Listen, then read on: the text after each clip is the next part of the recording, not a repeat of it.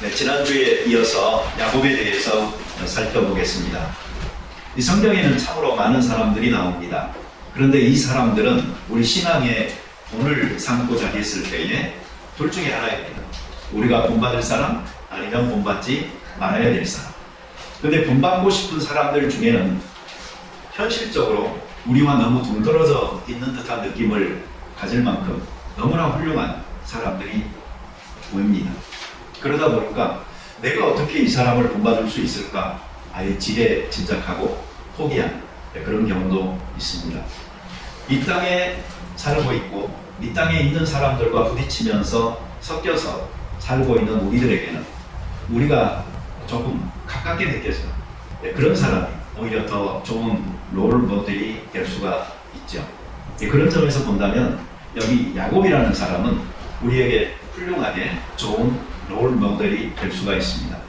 그렇지만 우리가 그의 거짓말, 그의 사기성 이런 것들을 롤 모델로 삼고 본받자 하는 것은 결코 아닙니다. 중요한 것은 그가 이러한 사람이었음에도 불구하고 그의 부족함을 채우면서 하나님께서 그를 변화시켜 가시고 그리고 그와 함께 하셔서 그 약속을 이루고 성취자로서 나타나게 하신다는 바로 그 사실 때문에 그렇습니다. 그리고 실제로 성경에 나오는 우리가 본받고 싶어하는 그 위대한 어떤 영적 인물들도 보면은 처음부터 그렇게 훌륭한 믿음을 갖고 있었던 사람들이 아닙니다. 대체적으로 보면은 그들의 그 초기 모습이라는 것은 굉장히 하나님 앞에서 부족했죠. 그렇지만 하나님께서 함께하여 주시는 그 순간부터 그들을 만들어가기 시작하여서 위대한 믿음의 사람들로 세우신 것을 볼 수가 있습니다. 그래서 영적인 선생도 되고 또 영적인 거인도 이렇게 되는 것이지 하루아침에 그것이 되어지지는 않습니다. 설사 그렇게 큰 발전을 순식간에 이룬 사람이 있다고 할지라도 그 기초가 없어서 흔들리고 오히려 위험한 신앙을 갖게 되는 경우가 더 많이 있습니다. 자기가 경험한 하나님이 다인 줄 알고 확신에 넘쳐서 살지만 그렇지 않은 경우가 사실은 더 많이 있습니다. 그러니 안다고 한들 잘 알지 못하면 우리가 좀 조용히 하는 게 좋고 경험했다 한들 이것이 전인적인 신앙으로 조화롭게 형성되지 않았다면 외치지 않는 것이 더 낫습니다. 오히려 조용하게 배우고 또 배우면서 믿음의 길을 걸어가는 자세가 필요한 것이고 하나님께서는 시간과 더불어서 그런 사람들을 무섭도록 성장시키고 내용적으로 채워가시는 것들을 보게 됩니다. 성경 속에는 신앙의 인물들이 많이 나오지만 그리고 그들이 믿음을 가지고 이런 일도 저런 일도 했다라는 것을 기록을 많이 하고 있지만 또 다른 한편으로는 그 사람들이 얼마나 불완전한 사람이었는지 얼마나 연약하고 악한 사람들이었는지 그래서 얼마나 실패한 사람들이었는지를 가감없이 기록해 놓고 있습니다. 다윗도 베드로도 그리고 믿음의 조상 아브라함조차도 실패했던 경험들이 있습니다. 이러한 실패를 드러내 보여줌으로 우리에게 어떤 절망감을 주기 위한 것이 성경의 목적이 아닙니다. 오히려 우리들이 아무리 부족한 사람이라고 할지라도 하나님이 함께 하시면 그 부족함을 채우고 약한 사람을 강하게 붙들어서 사용하시니 사람이 아니고 하나님께서 위대하다라는 것을 우리에게 보여주기 위함인 것입니다. 그런데 여러분 속에 있는 연약함들을 발견해서요 절망하지 마세요. 너무 낙심하지도 마세요. 그리고 포기하지도 마세요. 오히려 그러한 점들이 하나님께서 잘 만들어서 쓰실 수 있는 그런 충분한 조건이 된다는 것을 여러분이 기억하시고 오히려 마음에 그 확신과 용기를 더하면 좋겠습니다. 야곱은 욕심도 많았던 사람이고 장깨도 많았던 사람입니다. 그래가지고 자기의 이익되는 것을 쫓아서 요령 있게 잘 살았던 사람이 이 야곱입니다. 우리하고 비슷하죠? 우리 대부분은 세상을 그렇게 살아야 하는 거라고 믿고 아주 확신 있게 살아가는 경우가 많이 있습니다. 성경에서 야곱을요 정말 심하게 표현한 것이 이사야서 41장 14절에 나옵니다. 버러지 같은 너 야곱아 라는 표현이에요. 이게 옛날 성경에서는요 이 지렁이 같은 야곱이다 라는 표현을 썼던 것을 알 수가 있습니다. 물론 이 표현이 야곱이라는 그 한 사람이 아니고 이스라엘 백성 전체를 가리켜서 이렇게 지칭하는 것이지만 이 야곱이라는 이름 바로 앞에 이 버러지 같다라는 표현을 성경이 쓰고 있을 정도니 얼마나 그가 인간적으로 살았던 사람이었나 하는 것을 알 수가 있습니다. 여러분 어쩌다가 사람은 보잖아요. 그러면 내가 죄를 먹고 마시면서 살고 있구나, 온통 세상이 다 캄캄하구나 이렇게 느낄 때가 있습니다. 그런데 그때가 사실은 절망하고 포기하고 할 때가 아니고요. 그때가 바로 은혜 받고 있는 때이고 또 은혜 받을 수 있는 최상의 조건이 갖춰져 있는 때입니다. 저는 20대 나이 때요. 그때가 가장 내가 죄 가운데 있구나라고 생각했던 그런 시간이었던 것 같아요.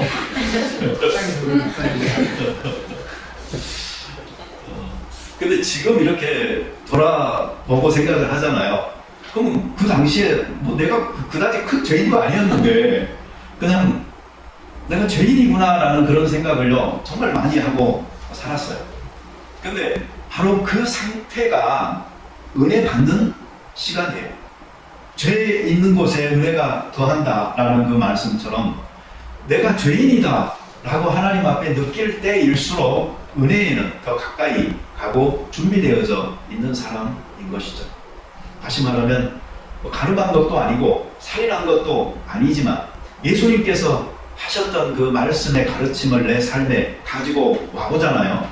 그러면 음욕을 품으면 그게 바로 가늠하는 것이고 또 미움을 품으면 그게 바로 살인하는 것이다 라는, 그래서 내가 정말 죄인이구나 라고 양심이 예민하게 느끼고 내 삶으로 민감하게 하나님 앞에 반응하는 그 시간이 절망의 시간이 결코 아닌 것이죠. 오히려 그 안에서 은혜를 경험하고 은혜로 새롭게 되어지고 은혜로 충만하게 흡수하여서 나타나는 그런 영광스러운 미래를 위한 어떤 준비하는 단계라고 그럴까요?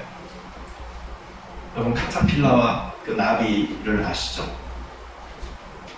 나비로서 탄생하기 위한 그 이전에 그 절망감, 그것이 우리 그리스도인들에게는 참으로 필요한 것입니다. 저는 그래서 여러분들이요 아직 한 번도 나는 내가 정말 죄인이구나 하는 것을 느껴보지 못하였고 또 내가 죄 가운데서 먹고 마시는구나 라고 절망감 속에 젖어보지 못했다면요 한번 정말 그럴 수 있게 되기를 저는 바랍니다. 물론 대부분의 사람들이 이미 그것을 경험을 했기 때문에 지금까지 신앙생활을 하면서 하나님을 잘 섬기고 있는 줄로 저는 압니다. 그러나 아직 그런 것은 내가 경험해보지 못했는데 하시는 분들은요 한 번은 꼭 하시기 바랍니다. 제가 왜 한 번이라고 할까요? 이게 반복되면 그것도 문제거든요. 왜 그러냐면 항상 죄책감 가운데서 살고 그러면 안 되잖아요. 왜 그런가 하니 예수님께서는 그 죄 많은 인간을 위하여 대신 죽어주셨거든요. 그래서 구원해 주시는 기쁨이 더 큰 것이고 그리고 하나님 나라의 백성으로서 살아가는 삶의 보람이 더 큰 것인데 그것을 느껴보지 못한 채로 죄 가운데서만 계속 헤매고 있다면 그도 곤란한 일이니까 저는 한 번쯤은 경험해보라 이겁니다. 그러나 그 경험이 대충 해서는 안 되는 경험이고 정말 철저하게 나에게는 희망이 없구나라고 느껴보라 이겁니다. 내가 뭐 빠지는 게 있냐고, 내가 얼굴이 뭐냐 교만이 아니고 나는 정말 하나님 앞에 보잘것 없다. 내가 무엇을 가지고 하나님 앞에 나아갈 수 있겠느냐, 내가 정말 하나님 앞에 보잘것 없구나라는 그 철저한 낮아짐과 그 절망감, 이걸 경험했을 때 사람이 성숙해지는 것이죠. 그리스도인은 죄 없는 사람이 아닙니다. 단지 죄는 많은데 용서를 받은 사람입니다. 그래서 용서받은 죄인이기 때문에 감사함을 그리고 기쁨을 가지고 살아가는 이것이 크리스찬의 삶입니다. 좀 시골길을 낮에 걸어보면요, 낭만도 있고 굉장히 멋있습니다. 붉은 이 홍토길이 이렇게 구불구불해지면서요, 이 푸른 그 산과 이렇게 만나잖아요. 그럼 빨리 뛰어가고 싶기도 하고 그래요. 하지만 밤에 시골길을 걸어보면요, 암흑입니다. 암흑입니다. 달도 없어봐요. 정말 아무것도 보이지 않습니다.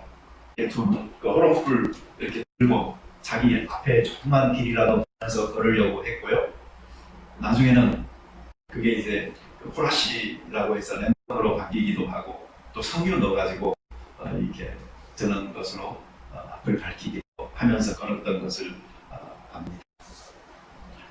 때때로 우리는 하나님을 믿는다고 하지만 우리의 그 영적인 생활이 또는 실제 생활이 나는 암흑 가운데 있다, 아무것도 보이지 않는다, 방향 감각도 지금 없다 하면서 이 죄 가운데 내가 파묻혀 있구나라고 느낄 그때가 은혜의 때입니다.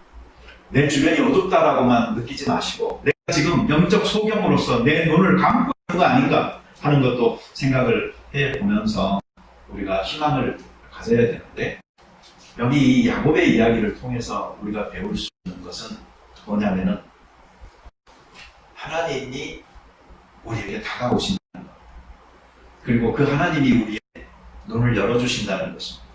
그리고 그 하나님이 우리의 소망이 되어 주신다는 것입니다. 그러니 우리 안에서 발견하지 못하는 희망, 하나님과의 만남을 통해서 꼭 발견하시고 영적 생활에 새로운 출발 그리고 회복을 경험하면서 살아가면 좋겠습니다. 우리 지난주에 말씀드렸듯이 하나님은 만나야 되겠죠. 근데 하나님을 만나면 죽죠. 어떻게 해야 돼요? 그래서 하나님이 자신의 본체, 실체, 영광을 직접적으로 보지 않고도 하나님을 만날 수 있는 방법들을 성경 속에서 제시해 주고 계십니다. 하나님이신데 그분이 바로 중보자시라는, 그분이 바로 우리를 구속하기 원하시는 구원자, 그리고 우리를 사랑하시는 분이라면 그것이 가능하지 않겠습니까? 그분이 바로 예수 그리스도입니다. 예수 그리스도는 우리에게 그리고 제자들에게 하나님을 만날 수 있는 어떤 하늘에 이룰 수 있는 길을 체계적으로 가르쳐 준 적이 없습니다. 왜 그랬을까요? 그것은 바로 예수님 자신이 길이 되셨기 때문에, 그분이 바로 문이 되셨기 때문입니다. 그래서 예수님을 만난 사람이 바로 하늘에 하나님께 이룰 수 있는 길을 발견한 것이고, 그리고 그 문을 들어갈 수 있는 사람들이 되어지기 때문에 예수님께서는 구원의 다른 방법들을 우리에게 설명하고 제시할 필요가 없었던 것이죠. 하나님을 보여달라고 한 빌립에게 예수님께서 너가 나를 봤거든 어찌 하나님을 보여달라고 하느냐, 나를 본 자가 하나님을 봤다라고 이야기한 그 말씀처럼 우리는 성경을 펼치면서 곳곳에서 예수님이 무슨 말씀을 하셨고 어떻게 행하셨는지를 보잖아요. 그걸 통해서 바로 하나님이 어떤 분이라는 것을 알아야 되는 것입니다. 왜 그런가 하니 그 예수님만 하나님과 함께 계셨고 그 하나님을 보신 분이기 때문에, 그래서 선지자로서 그 하나님에 대해서 어떤 분인지를 가장 잘 가르쳐 보여주실 수 있는 분이 예수님이잖아요.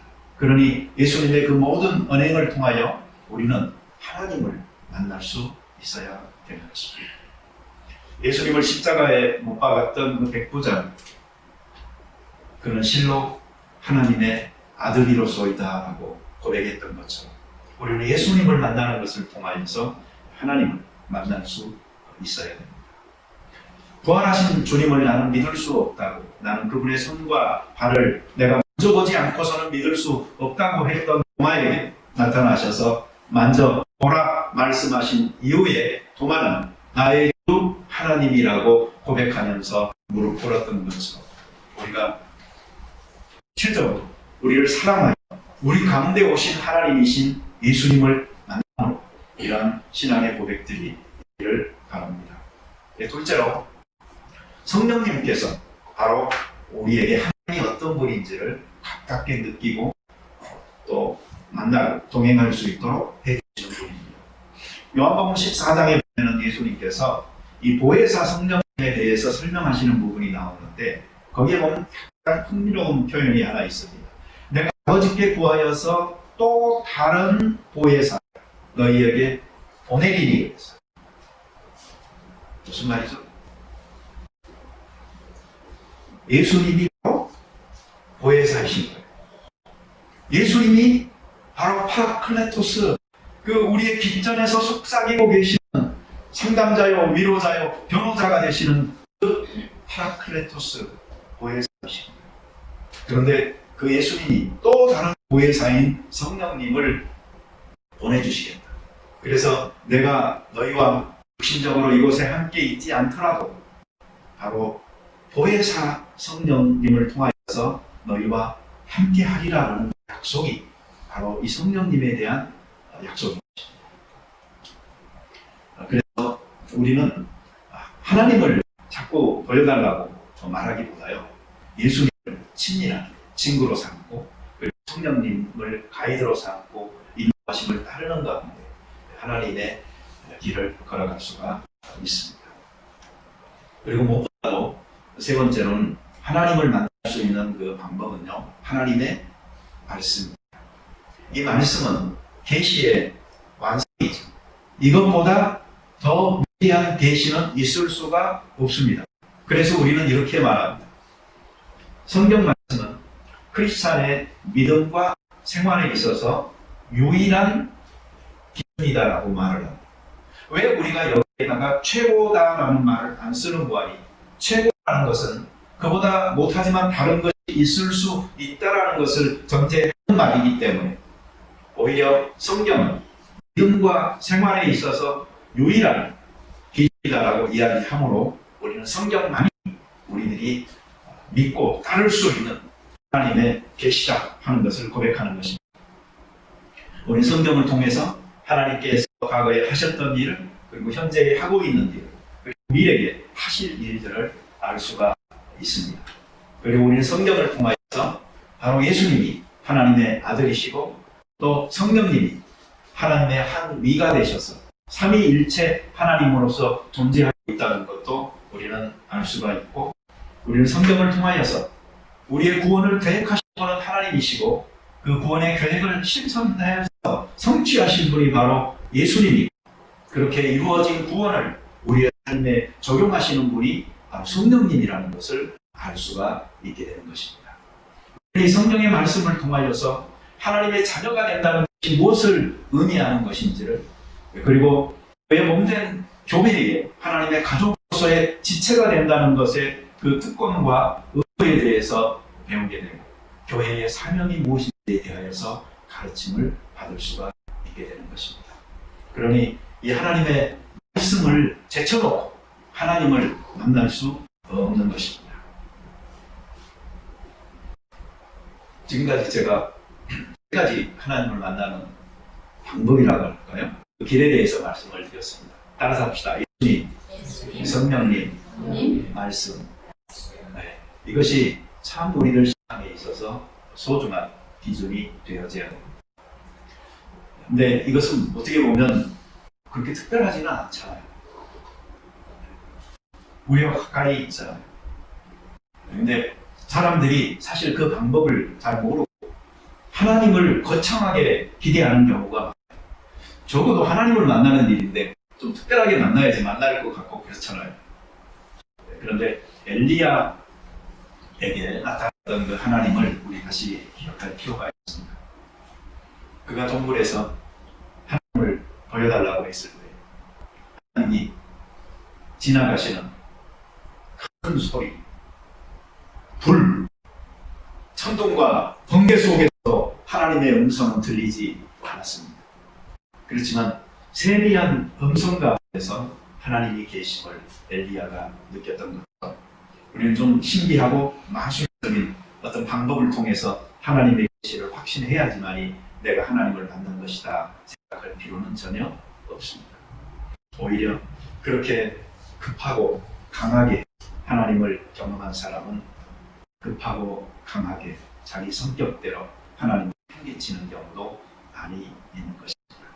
세미한 하나님의 음성을 듣고 잔잔하게 그 인도하심을 따르면서 꾸준하게 그 신앙의 길을 걷고 또 건너라면 우리가 어느가 영적인 거인으로 풍요롭게 성장하여 있는 것을 발견할 수 있을 것입니다. 저는 가끔 이렇게 생각을 합니다. 하나님은요, 우리들 가운데에 있는 듯 없는 듯 그렇게 계시는 게 좋을 것 같아요. 그래야 나는 좀 하나님스럽다라는 생각이 들어요. 그래야 하나님이 뭔가 조금 더 고개야, 장엄한 영적인 분으로서 이렇게 생각되어서, 그리고 우리 가운데 구속자로 오신 예수 그리스도는 우리의 친구처럼 가까이 이렇게 느껴지고 우리와 같이 호흡할 수 있어야 되겠다 생각이 듭니다. 그리고 성령님이 정말 우리의 그 심중에 가장 깊은 생각과 고민까지도 다 알고 계시는 그 성령님께서 친밀하게 우리와 같이 동행하여 주실 적에 우리는 그 하나님을 보다 더 가까이 실체적으로 느낄 수 있으리라고 생각을 합니다. 그럼 하나님에 관한 지식은요, 가르칠 수는 있습니다.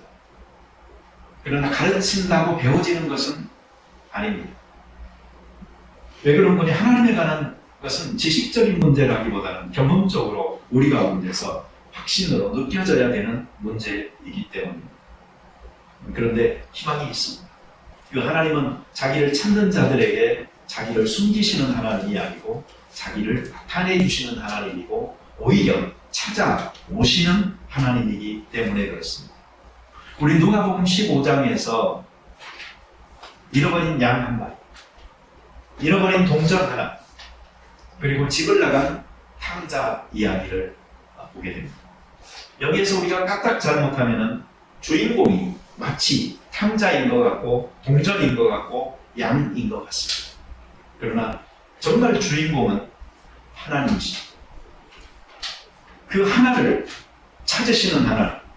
그래서 99마리의 우리 안에 있는 양보다도 길을 잃고 헤매고 있는 한 마리의 양을 찾아 어깨에 메고 돌아오는 그 목자의 기쁨을 표현하신 그 하나님. 잃어버린 동전 하나를 찾아서 그 동전 하나의 가치보다도 더 많은 음식을 준비하고 잔치를 준비해서 즐기는 그 하나님. 그리고 집을 나간 탕자가 돌아왔을 때 집에 있었던 그 탕자 형의 성실함보다 그 탕자의 회복을 기뻐하면서 송아지를 잡고 반지를 끼워주고 새 신과 옷을 입혀서 잔치를 베푸시는 그 아버지의 그 사랑이 더 크게 부각되어지는 장면이 바로 누가복음 15장에서의 이야기입니다. 그래서 주인공은 하나님이십니다. 그 하나님께서 우리들을 찾고 계시고 그 하나님께서 우리를 만나기 원하시는 것입니다. 그리고 이 점이 그 당시의 유대교와 분명하게 다른 점. 유대교에서도 죄인은 회개해야 된다라고 말을 했고요. 죄인은 하나님께 돌아와야 한다라고 말을 했어요. 그러나 그 시작은 누가 해야 되는 거 하니 그 죄인이 해야 됐어요. 그 죄인 스스로가 회개했어야 됐고 돌아와야 했습니다. 그러나 예수님께서 오셔서 바꾸신 거예요. 회개할 수 있도록 하나님께서 먼저 역사하십니다. 돌아올 수 있도록 하나님의 은혜가 그 속에서 일하십니다. 그래서 자신의 것을 자신의 것으로 찾으시는 그 하나님의 사랑과 은혜가 성경, 신약 성경에서 강조되고 있는 것을 볼 수가 있는 것입니다. 예수님은 죄인들과 친근하게 잘 지냈습니다. 예수님은 그들의 소외계 속으로 들어가셨습니다. 그들이 더럽다고 죄인이라고 멀리 계시지 않았습니다. 근데 사실 오늘 크리스찬들은 이 점에서 실패하고 있죠. 우리가 성별하고 거룩한 삶을 살려고 노력하는 것은 좋습니다. 그러나 그것이 더러운 영역에 감아버리고 거기에 있는 사람들을 무시해버리고 멀리하는 것을 의미하는 것은 결코 아닙니다. 어쩌면 우리는 하나님의 마음을 알아갈수록 그리고 거룩함으로 우리의 생활을 이끌기 위해서 더 노력하고 발전할수록 하나님의 마음은 이렇게 죄 없다고 하는 사람들이 아니고 오히려 죄 있는 가운데서 의리의 필요성을 알기 때문에 절망하고 애타하고 있는 사람들에게 있다는 것을 알고 그들을 더 포용하고 더 가까이 나아갈 수 있는 거기에 우리 크리스찬이 해야 될 사역이 있는 것입니다. 예수님의 그 경험 속으로 우리가 들어갈 적에 우리는 하나님을 더욱더 깊이 알 수가 있는 것입니다. 결론에서는 뭔가 재미있는 이야기를 하나 해야 되는 게 없네요. 나는 사실 오늘로써 이 설교를 끝내려고 했는데 사실은 지금 야곱에게 하나님이 하신 약속과 서약 그게 지금 나오지도 않았거든요. 그래서 아마 다음 주에 그 부분은 따로 해야 될 것 같고 일부에 이렇게 안 한다는데 네, 모든 설교자들이 다 아는 이야기입니다. 다시 말하면 교인들이 다 한 번씩은 들었던 이야기일 정도로 유명한 이야기가 하나 있어요. 뭐냐면요, 어떤 사람이 홍수를 만났습니다. 홍수를 만나서 이제 죽게 생겼잖아요. 그래가지고 하나님 도와주세요라고 기도를 했습니다. 그리고 확신을 했습니다. 하나님이 나를 도와주실 거다. 근데 이제 어떤 카누가 이렇게 지나가면서 타라고 했어요. 안 탄다고 했어요. 하나님이 나 도와주실 거다. 물이 점점 더 차오르고 지붕으로 올라갔어요. 근데 어떤 보트가 하나 지나가다가 타라고 안 탄다고 했어요. 하나님이 도와주실 거다. 홍수에 물이 점점 더 차오르니까 이제 지붕 꼭대기로 올라갔습니다. 헬기가 줄을 내려줬어요. 잡으라고. 안 잡았습니다. 하나님이 도와줄 거다. 그리고 죽었습니다. 그리고 하나님한테 가가지고요, 하나님 왜 안 도와줬냐고 그러니까 하나님이 야 내가 카누 보내주고 보트 보내주고 헬기 보내줬는데 네가 안 잡았잖아. 그렇게 이야기하더라고요. 어쩌면요, 우리는 우리 삶을 살면서 또 신앙 가운데서도 정말 내가 도움이 필요하고 구원자가 필요할 때가 있어요. 그래서 우리는 간구합니다. 근데 그것을 너무나 추상적으로 우리가 생각하면서 극적인 어떤 하나님의 그 도우심으로만 생각하고 실제로 소소하게 우리들 삶 가운데 주변에 있는 사람들을 통하여서 다가오는 손길들을 하나님이 보내주시는 것으로 그리고 우리에게 제공하는 기회로 느끼지 못하고 놓쳐버리는 경우들이 참으로 많이 있습니다. 우리 생활 속에서 우리의 조금 민감할 필요가 있고요. 예, 그렇게 함으로 우리들 주변에서 일하고 계시는 하나님을 우리가 좀 더 실제적으로 느끼면서 그리고 만나면서 살아가면 좋겠습니다. 같이 기도드리겠습니다. 자비로운 주님 감사합니다. 우리가 야곱처럼 어떻게 보면은 세상 사는 지혜로만 충만하여서 본받고 싶지는 하나도 않은 악한 모습밖에 없는 사람일 수가 있습니다. 그런데 그런 야곱에게 다가오셔서 그에게 약속해 주시고 희망이 되어 주시고 구원해 주신 것을 봅니다. 우리가 하나님을 찾으려고 만나려고 하는 이런 갈망 속에 우리가 무엇을 할 수 있다 생각하지 말고 하늘의 사닥다리가 우리 있는 곳으로 내려오듯이 하나님의 은혜가 우리에게 임함을 믿을 수 있도록 하시고 또 우리 주변에 하나님께서 서로 사랑하고 돕고 살아가라고 주신 사람들을 통하여 이런 기회들을 제공하고 도움을 제공할 때에 이것을 하나님께서 주시는 것으로 받아들이고 또 우리들 신앙의 큰 발전들을 이룰 수 있도록 축복하여 주시옵소서. 우리 크리스마스가 다가오고 있는데 초림하시는 아기 예수님만이 아니고 이제 우리들 스스로가 성숙한 크리스찬이 되어져서 예수님의 마음이 이 땅에 어떤 사람들에게 가 있을까 생각하고 씀씀이 우리의 모든 생각들을 조정하여서 예수님의 경험을 통하여 하나님을 만날 수 있는 저희들 되게 도와 주시옵소서. 또 재림하시는 예수님에 대한 기다림도 계속적으로 키워나가는 저희들 되게 하심으로 이 땅을 넘어 영원한 세계의 가치관으로 우리를 이끄셔서 영생이 여기서부터 시작되어지는 것임을 경험할 수 있는 저희들 되게 하여 주옵소서. 예수님의 이름으로 기도드립니다. 아멘.